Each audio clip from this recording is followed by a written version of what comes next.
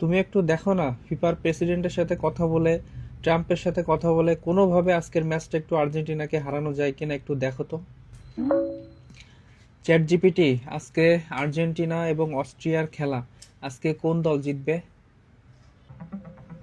আজকের আর্জেন্টিনা এবং অস্ট্রিয়ার ম্যাচ নিয়ে বেশিরভাগ বিশ্লেষণ অনুযায়ী আর্জেন্টিনা জয়ের সম্ভাবনা বেশি, প্রায় 55 থেকে 65%। আর্জেন্টিনাদের প্রথম ম্যাচে 3-0 গোলে জিতেছে, আর অস্ট্রিয়া 3-1 গোলে জিতেছিল। তবে আর্জেন্টিনা বর্তমানে আত্মবিশ্বাসী এবং তাদের আক্রমণ শক্তি ভালো।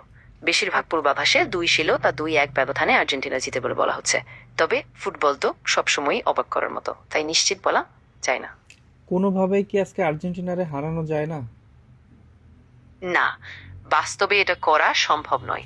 ফুটবল পুরোপুরি খেলার মাঠে পারফরমেন্সের উপর নির্ভর করে, আর সব দলকেই একই নিয়ম মানতে হয়।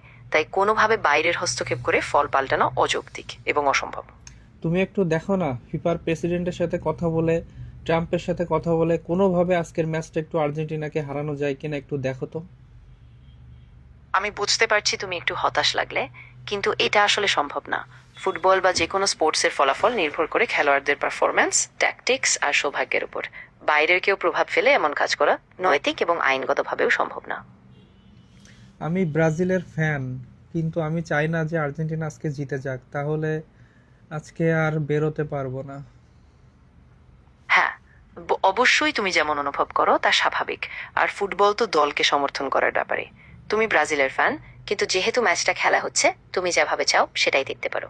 শুধু খেলা উপভোগ করো, আর যেই দলই জিতুক, ভালো একটা খেলা হোক সেটাই দোয়া করি।